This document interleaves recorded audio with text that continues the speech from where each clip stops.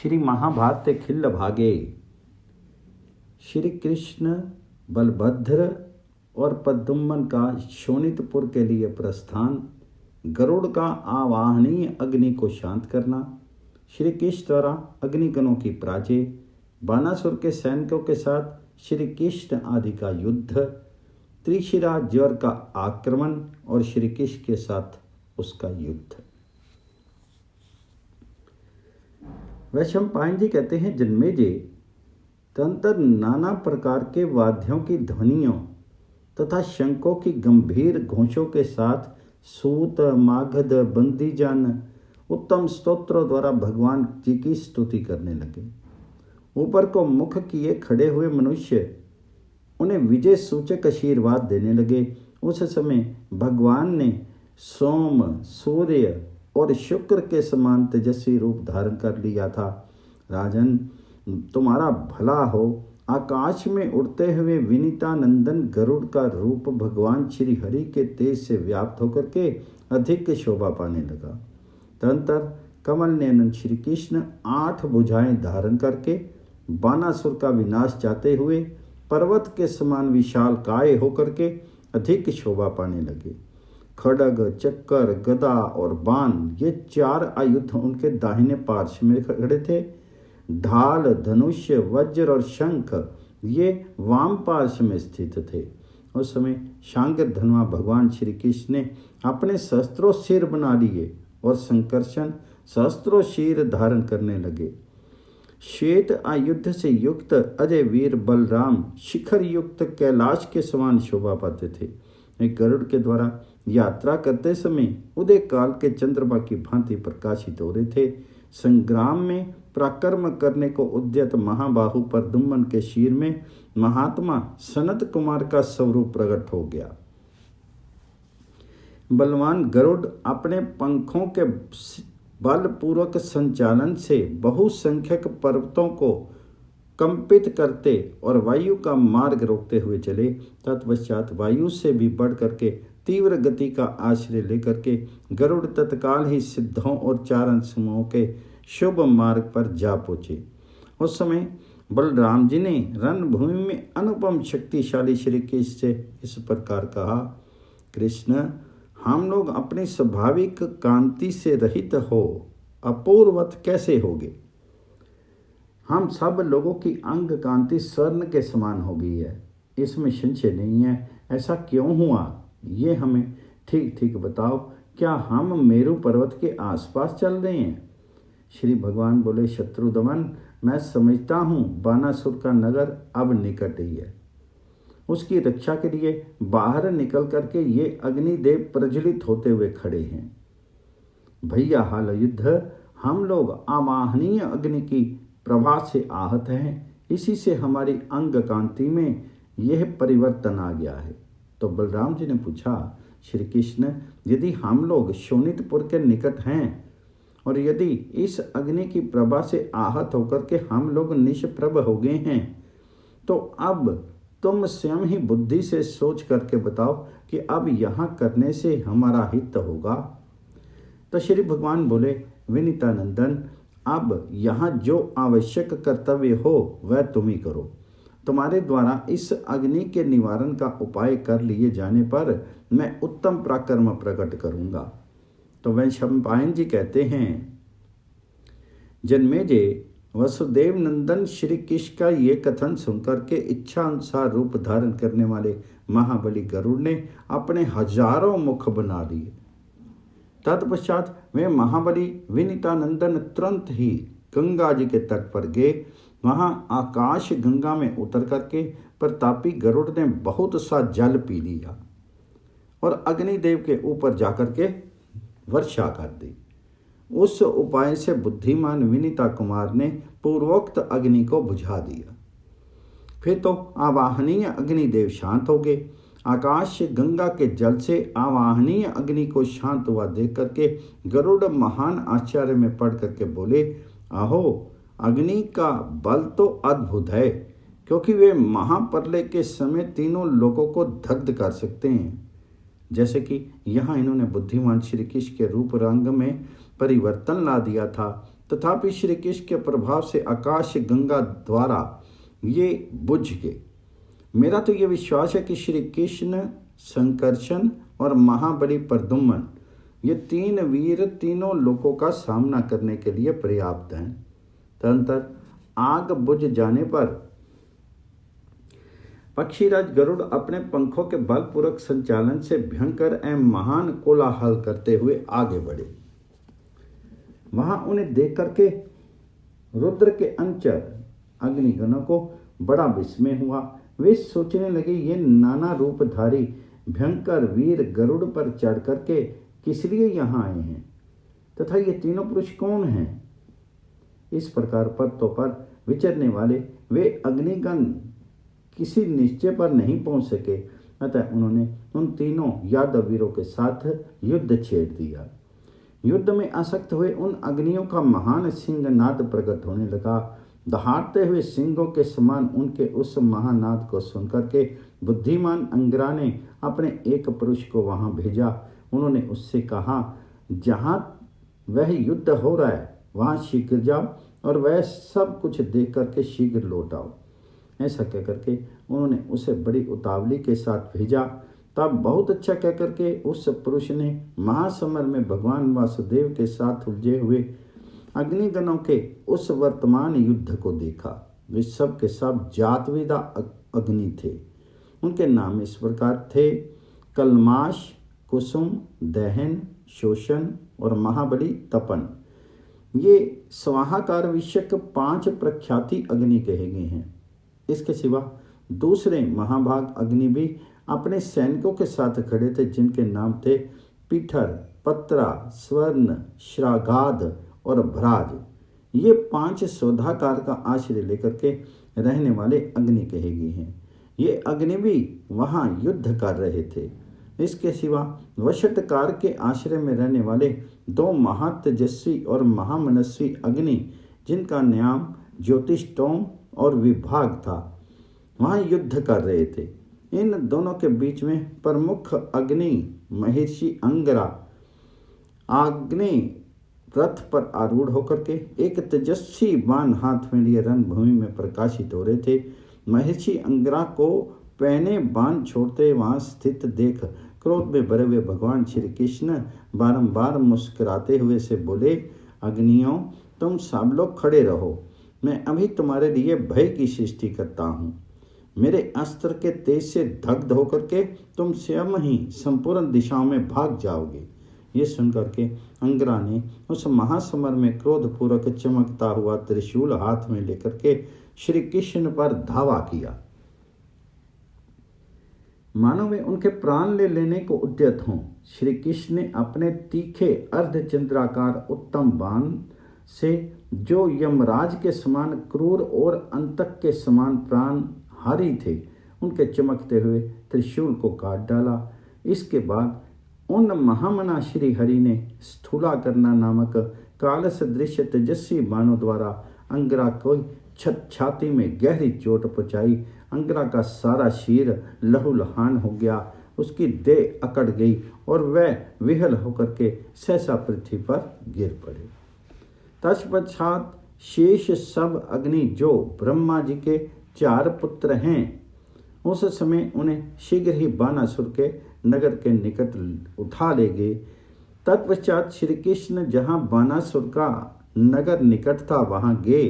बानासुर को दूर से ही देख करके नारद जी ने कहा, माँ बाहो श्री कृष्ण, देखिए यही शोणतपुर है। यहाँ माँ तेजस्वी रुद्र ने देवी रुद्राणी के साथ निवास किया है। बानासुर की रक्षा तथा उनके क्षेम के लिए कार्तिकेय भी यहाँ सदा निवास करते हैं। नारद जी की ये बात सुनकर के श्री कृष्ण हंसते हुए बोले, महामुने, आप यहाँ मेरी बात सुनिए और क्षण भर उस पर विचार कीजिए। यदि बानासुर की रक्षा के लिए भगवान रुद्र उतर आएंगे तो हम लोग भी अपनी शक्ति के अनुसार उनके साथ युद्ध अवश्य करेंगे। इस प्रकार वहां नारद और श्री कृष्ण में बातचीत हो रही थी कि गरुड़ के द्वारा शीघ्र चल करके वे सब लोग निमेष मात्र में ही जा पहुंचे। तब कमल नयन श्री कृष्ण ने शंख को अपने मुंह से लगा करके बजाया उस समय ऐसा जान पड़ता था मानो कोई मेघ वायु के वेग से प्रेरित होकर के चंद्रमा को उगल रहा हो। इस प्रकार उस शंख को बजा करके असुरों के मन में भय उत्पन्न करके पराक्रमी श्री कृष्ण ने अद्भुत कर्म करने वाले बानासुर के पुर में प्रवेश किया।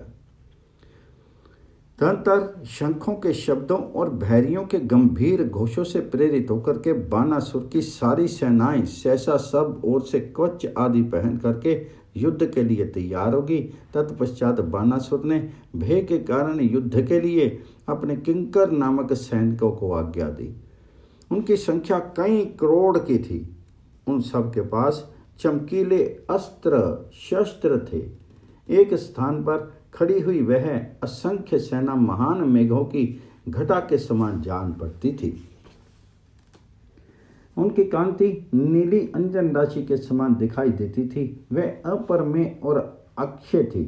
उस सेना में जो दैत्य दानव और राक्षस थे, उन सब के हाथों में चमकीले अस्त्र शस्त्र शोभा पा रहे थे। भगवान शिव के प्रमथ गणों में जो मुख्य मुख्य वीर थे, वे भी वहां आकर के अविनाशी भगवान कृष्ण के साथ युद्ध करने लगे। चमकीले अस्त्र शस्त्र धारण करने के कारण जो लपटों से युक्त अग्नियों के समान प्रतीत होते थे, वे भयंकर यक्ष राक्षस और किन्नर सब ओर से आकर के युद्ध स्थल में श्री कृष्ण, बलभद्र, प्रद्युम्न और गरुड़, इन चारों का रक्त पीने की चेष्टा करने लगे। शत्रुओं की सेना का नाश करने वाले महाबली बलभद्र बानासुर की उस सेना को निकट पाकर के श्री कृष्ण से इस प्रकार बोले, कृष्ण कृष्ण महाबाहो, इनके लिए महान भय उपस्थित करो।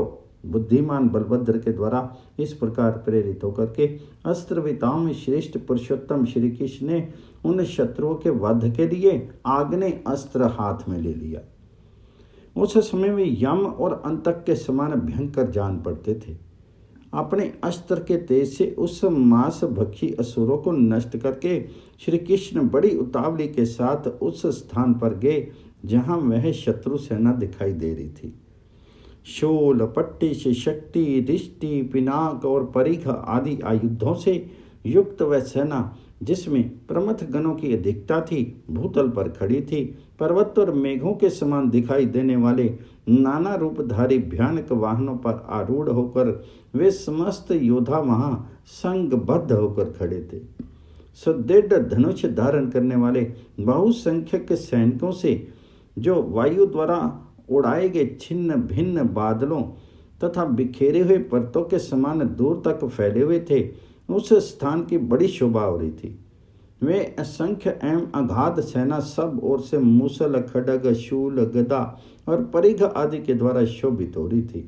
तब शंकरचंद ने भगवान मधुसूदन से कहा, कृष्ण कृष्ण महाबाहो पुरुषोत्तम, ये जो सेना दिखाई देती है रणभूमि में, इसके सैनिकों के साथ मैं युद्ध करना चाहता हूँ।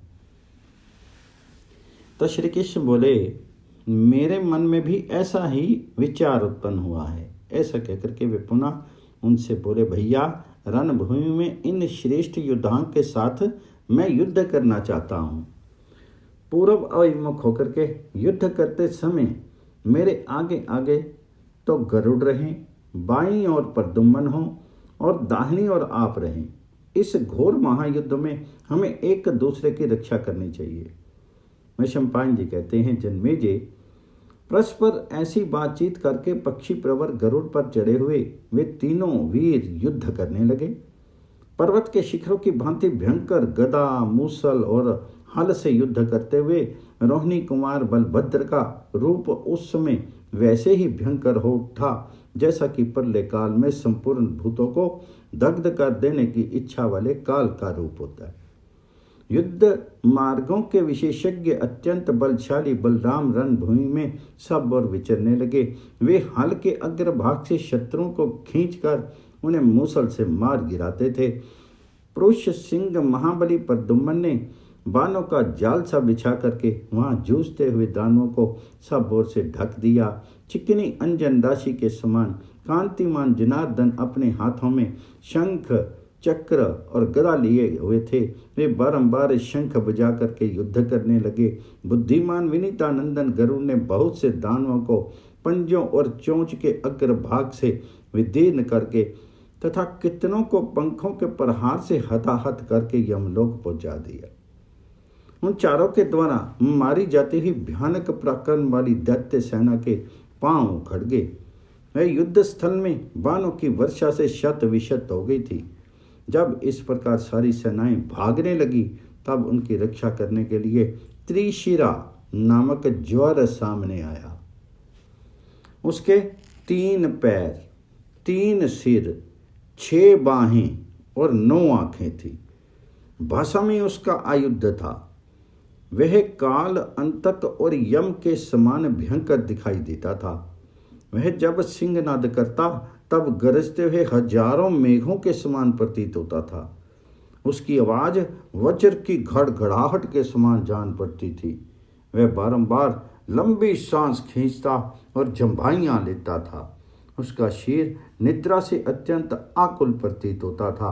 वह बारंबार घूमता और अपने दोनों नेत्रों से युक्त मुख को व्यथा से व्याकुल बना लेता था। उसके रोंगटे खड़े हो रहे थे। नेत्र आदि इंद्रियां गली जा रही थी। वह भग्न चित्त हत उत्साह सा होकर के सांस लेता था। उसने क्रोध में भर करके हलदर से ये आक्षेप युक्त बात कही, तुम क्यों इस प्रकार बल से उन्मत्त हो रहे हो? क्या उस युद्ध स्थल में तुम मुझे नहीं देखते हो? खड़े रहो। आज इस युद्ध के बहाने पर तुम मेरे हाथ से जीवित नहीं छूट सकोगे। ऐसा कहकर के जोर जोर से हंसते हुए त्रिशिरा ने हल नामक आयुध धारण करने वाले बलराम जी पर आक्रमण किया। मैं प्रलय अग्नि के समान अपने भयानक मुक्कों से भय उत्पन्न कर रहा था। रोहिणी कुमार बलभद्र वहां संग्राम में शस्त्रों पैंतरे बदलते हुए शीघ्रतापूर्वक विचर रहे थे, अतः कहीं उनका ठहरना उसे नहीं दिखाई दिया। तब उस अप्रतिम बलशाली ज्वर ने बड़ी फुर्ती से उनके ऊपर भस्म फेंका, जो उनके पर्वताकार शीर में छाती पर जा करके गिरा। वह भस्म उनकी छाती से मेरू पर्वत के शिखर पर आ गिरा। वहां गिरते ही वह प्रज्वलित हो उठा और उसने उस पर्वत शिखर को विदीर्ण कर डाला। जो भस्म उसके वक्ष स्थल पर शेष रह गया, उतने ही से श्री कृष्ण के बड़े भैया जलने लगे। वे बारंबार सांस और जंभाई लेने लगे। उनका शीर निद्रा से अत्यंत अभिभूत हो गया। वे बारंबार नेत्रों से व्याकुलता प्रकट करने और चक्कर काटने लगे। उनके शीर में रोमांच हो आया। उनके नेत्र और इंद्रियां गलने लगी। वे विक्षिप्त चित्त से होकर के लंबी सांस खींचने लगे। उस समय हलधर ने हत उत्साह एवं अचेत होकर के श्री कृष्ण से कहा, कृष्ण कृष्ण महाबाहो, मैं जल रहा हूँ, मेरा भय दूर करो। तात, मेरे शीर में सब ओर से जलन हो रही है, मुझे किस तरह शांति प्राप्त हो? अमित तेजस्वी बलदेव ने जब ऐसी बात कही तब प्रहार करने वालों में श्रेष्ठ श्री कृष्ण ने उनसे हंस करके कहा, भैया डरो मत। ऐसा कहकर श्री कृष्ण ने बड़े स्नेह के साथ हलदर की हृदय से लगाया। फिर तो वे तत्काल ही उस दाह से मुक्त हो गए। बलराम जी को वहां ज्वर जनित दाह से मुक्त करके अत्यंत कुपित हुए वसुदेव नंदन मधुसूदन ने उस समय उस ज्वर से कहा, श्री भगवान बोले, ज्वर आओ युद्ध करो। तुम्हारी जो शक्ति है और तुम में जो पुरुषार्थ है वे सब हम इस महासमर में दिखाओ हमें। उनके ऐसा कहने पर उस महाबली ज्वर ने अपनी दोनों दाहिनी भुजाओं से उनके ऊपर वह महान भस्म फेंका जिसके भीतर ज्वाला छिपी हुई थी। उस भस्म से 2 घड़ी के लिए प्रहार करने वालों में श्रेष्ठ भगवान श्री कृष्ण का सारा शीर जल उठा, परंतु फिर वह आग अपने आप बुझ गई। तब उस त्रिशिरा ने अपनी 3 सर्पाकार भुजाओं से श्री कृष्ण के कंठ में प्रहार किया और एक मुक्के से उनकी छाती पर चोट की। फिर श्री कृष्ण भी उस ज्वर को पीटने लगे। उस महायुद्ध में ज्वर और महातेजस्वी श्री कृष्ण दोनों पुरुष सिंहों में भयंकर मुष्टि का प्रहार होने लगा। उसका शब्द पर्वतों पर गिरती हुई बिजलियों की गड़गड़ाहट के समान प्रतीत होता था। श्री कृष्ण और ज्वर दोनों में भुजाओं के आघात से अत्यंत भयंकर युद्ध हो रहा था। ऐसे नहीं, ऐसे प्रहार करना चाहिए, ये शब्द वहाँ खड़े जोर जोर से सुनाई देता था। इस प्रकार उन दोनों महात्माओं में 2 घड़ी तक परस्पर युद्ध चलता रहा।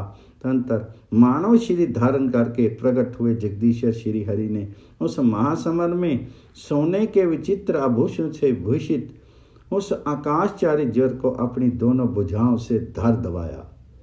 उस समय ऐसा जान पड़ता था कि वे जगदीश्वर सारे संसार का संहार कर डालेंगे। इस प्रकार श्री महाभारत के खिल्ल भाग हरिवंश के अंतर्गत विष्णु पर्व में श्री कृष्ण और ज्वर का युद्ध विषयक 122वां अध्याय पूर्ण हुआ। 123वें अध्याय में श्री कृष्ण से पराजित हुए ज्वर का उनकी शरण में जाना, उनसे वर पाना और उनकी आज्ञा शिरोधार्य करके रणभूमि से हट जाना। वैशंपायन जी कहते हैं, जन्मेजय, उस ज्वर को मरा हुआ जान करके शत्रुसूदन श्री कृष्ण ने अपनी बलिष्ठ भुजाओं से उठा करके उसे पृथ्वी पर फेंक दिया। श्री कृष्ण की भुजाओं से छूटते ही वह उनके शरीर के भीतर घुस गया। वह अमित तेजस्वी श्री कृष्ण के श्री विग्रह को छोड़कर नहीं जा सका। उस अप्रतिम बलशाली ज्वर से आविष्ट होकर के श्री कृष्ण बारंबार लड़खड़ाते हुए से पृथ्वी पर बैठ गए और जोर जोर से लौटने लगे। वे बारंबार जम्भाई लेते, लंबी सांस खींचते और उछलते कूदते थे। उनके संपूर्ण अंगों में रोमांच हुआया और वह निद्रा से अभिभूत होने लगे। तदंतर किसी तरह स्थिरता धारण करके शत्रु नगरी पर विजय पाने वाले महायोगी श्री कृष्ण बारंबार जम्भाई लेते हुए विकार को प्राप्त होने लगे। अपने आप को ज्वर से आक्रांत हुआ जान करके पुरुषोत्तम श्री हरि ने दूसरे ज्वर की सृष्टि की, जो पूर्व ज्वर का विनाश करने वाला था। तेजस्वी श्री कृष्ण ने जिस भयानक पराक्रमी ज्वर की सृष्टि की थी, मैं घोर वैष्णव ज्वर अत्यंत उग्र तथा समस्त प्राणियों के लिए भयंकर था। श्री कृष्ण द्वारा रचे गए उस ज्वर ने पूर्वोक्त त्रिशिरा ज्वर को बलपूर्वक पकड़ करके बड़े हर्ष के साथ उसे श्री कृष्ण को समर्पित कर दिया। तब श्री हरि ने पुनः उस ज्वर को पकड़ लिया। तब अत्यंत क्रोध में भरे हुए महाबली पराक्रमी भगवान वासुदेव ने अपने ज्वर के द्वारा ही त्रिशिरा ज्वर को अपने शीर से निकलवा दिया। तत्पश्चात वे उसे पृथ्वी पर घुमा करके उसके 100 टुकड़े कर देने को उद्यत हो गए। तब वहां उस ज्वर ने ये पुकार कि प्रभु आप मेरी रक्षा करें। अमित तेजस्वी श्री कृष्ण के द्वारा उस ज्वर के घुमाए जाते समय आकाश से शरीर रहित वाणी ने इस प्रकार कहा, कृष्ण कृष्ण महाबाहो, यदुकुल का आनंद बढ़ाने वाले निष्पाप श्री कृष्ण, आप इस ज्वर का वध मत कीजिए, ये आपके द्वारा रक्षणीय है। आकाशवाणी के ऐसा कहने पर भूत भविष्य और वर्तमान जगत के परम गुरु साक्षात श्री हरि ने उसे छोड़ दिया। उनके हाथ से इस प्रकार मुक्त होकर के वह ज्वर श्री कृष्ण के दोनों चरणों में मस्तक रख करके उन्हीं की शरण में गया और उन भगवान ऋषिकेश से इस प्रकार बोला, गोविंद यदुनंदन, मेरा निवेदन सुनिए। देव महाबाहो, मेरा जो मनोरथ है उसे पूर्ण कीजिए। तात देवेश्वर, संसार में मैं एक ज्वर हूँ, अब मेरे सिवा दूसरा कोई ज्वर ना हो। आपकी कृपा से मैं इस वर को मांगता हूँ। तो श्री भगवान जी ने कहा, ज्वर तुम्हारा भला हो, तुम जैसा चाहते हो ऐसा ही हो। मेरे लिए सभी वरार्थियों को वर देना उचित है। तुम तो वरार्थी होकर के मेरी शरण में आए हो, अतः तुम विशेष कृपा के पात्र हो। तुम पहले की ही भांति संसार में एक ही ज्वर के रूप में रहो। मैंने जो इस ज्वर की सृष्टि की है, ये फिर मुझ में ही लीन हो जाए। वैशंपायन जी कहते हैं, जन्मेजय, उस ज्वर के प्रति ऐसी बात कहकर के प्रहार करने वालों में श्रेष्ठ महायशस्वी श्री कृष्ण पुनः इस प्रकार बोले। वसुदेव ने कहा, ज्वर मेरा संदेश सुनो, जिसके अनुसार तुम चराचर जगत में सभी जाति के प्राणियों के भीतर बेखटके विचरण करोगे। यदि तुम मेरा प्रिय करना चाहते हो तो अपने आप को 3 भागों में विभक्त करके एक भाग से चौपायों का आश्रय लो, द्वितीय भाग से वृक्ष पर्वत आदि स्थावर वस्तुओं का सेवन करो, तथा तुम्हारा जो तीसरा भाग है वे मनुष्यों में रहने योग्य होगा। ज्वर इस प्रकार तुम अपने स्वरूप को 3 भागों में बांट करके उपयुक्त स्थानों में रहो, तथा तुम्हारे तीसरे भाग का जो 1/4 अंश है वे पक्षियों में अटल भाव से स्थित होगा। ये तीसरी श्रेणी का जो ज्वर है वह 1 दिन का अंतर दे करके आने पर एकांतर या अंतरिया कहलाएगा, 2 दिन का अंतर देने पर तीजरा और 3 दिन का अंतर देकर आने पर वही चातुर्थिक चौथिया ज्वर कहलाएगा। इन भेद उपभेदों के साथ अपने रूप का विभाजन करके तुम मनुष्यों में निवास करो, साथ ही जो शेष जातियां हैं उनमें भी तुम वास करो, कि इस तरह वे मुझसे सुनो। वृक्षों में तुम कोट रूप से निवास करो, उसके सिवा वहां तुम संकोच पत्रक और पांडु पत्रक नाम से विख्यात होगे। वृक्षों के जो पत्ते सिकुड़ने लगते हैं वह उनमें संकोच पत्रक नामक ज्वर है, और जो उनके पत्ते पीले पड़ने लगते हैं वे उनमें पांडु पत्रक नामक ज्वर है। तथा वृक्षों के फलों में आतुर्य नाम से तुम्हारी ख्याति होगी। फलों के एक देश में जाली पड़ जाने से जो वे फल सिकुड़ने या सूखने लगते हैं, ये उनमें आतुर्य नामक ज्वर का लक्षण है। जलों में नीलिका को ज्वर समझना चाहिए। मोरों के सिर पर जो शिखा फूट निकलती है उसी के रूप में उसके भीतर तुम्हारा वास होगा। तुम कमलनी आदि पर हिम अर्थात पाला, पृथ्वी में ऊपर तथा परतों पर घेरू होकर के मेरी कृपा से वहां निवास करोगे। गौओं में अपस्मारक कंपन और खोरक खुर रोग होकर के रहोगे। इस प्रकार तुम पृथ्वी पर बहुत से रूपों में प्रकट होगे। तुम अपने दृष्टिपात और स्पर्श से भी प्राणियों का वध कर डालोगे। देवता और मनुष्यों के सिवा दूसरा कोई तुम्हारा वेग नहीं सह सकेगा। विषमपान जी कहते हैं, जन्मेजय, श्री कृष्ण की यह बात सुनकर के ज्वर का मन प्रसन्न हो गया। उसने हाथ जोड़ करके प्रणाम करके कुछ बात कही। जर बोला, पुरुष प्रवर माधव, आपने सभी जाति के प्राणियों पर मेरी प्रभुता स्थापित करके मुझे धन्य कर दिया। महाबाहु गोविंद, अब मैं पुनः आपकी आज्ञा का पालन करना चाहता हूँ, अतः आज्ञा दीजिए, मैं आपकी क्या सेवा करूं। देव, असुर कुलनाशक और त्रिपुर संहारक भगवान हार ने मेरी सृष्टि की है। आज युद्ध के बहाने पर आपने मुझे पराजित कर दिया, अतः आप मेरे प्रभु हैं और मैं आपका किंकर हूँ। चक्रधारी श्री कृष्ण, आपने जो मेरा प्रिय किया इससे मैं धन्य हो गया, आपके अनुग्रह का पात्र बन गया। अब आज्ञा दीजिए, मैं आपका कौन सा प्रिय कार्य संपन्न करूं। वैशंपायन जी कहते हैं, राजन, ज्वर का ये वचन सुनकर के वसुदेव नंदन श्री कृष्ण ने कहा, ज्वर, मैं क्या चाहता हूँ ये सुनो। मैं निश्चित रूप से तुमसे जो कुछ कहता हूँ उस पर ध्यान दो। श्री भगवान बोले, ज्वर, इस महासमर में केवल बाहुबल ही हमारा तुम्हारा अस्त्र रहा है। जो मुझे प्रणाम करके एक चित्त होकर के हम दोनों के इस पराक्रम का पाठ करे, वह मनुष्य अवश्य ज्वर रहित हो जाए। जिसके 3 पैर हैं, बसम ही आयुध है, 3 सिर हैं और 9 नेत्र हैं, वह समस्त रोगों का अधिपति ज्वर प्रसन्न होकर के मुझे सुख प्रदान करे। जगत के आदि और अंत जिनके हाथों में हैं, जो ज्ञानी पुराण पुरुष सूक्ष्म स्वरूप परम महान और सबके अनुशासक हैं, वे अनिरुद्ध, प्रद्युम्न, संकर्षण और भगवान वासुदेव संपूर्ण ज्वरों का नाश करें। इस प्रकार प्रार्थना करने वालों का ज्वर दूर हो जाए।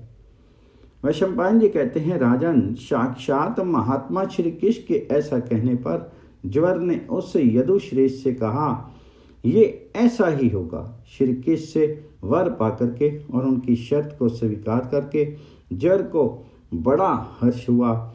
वह मस्तक झुका करके श्री कृष्ण को प्रणाम करने के अनंतर उस रण क्षेत्र से दूर चला गया।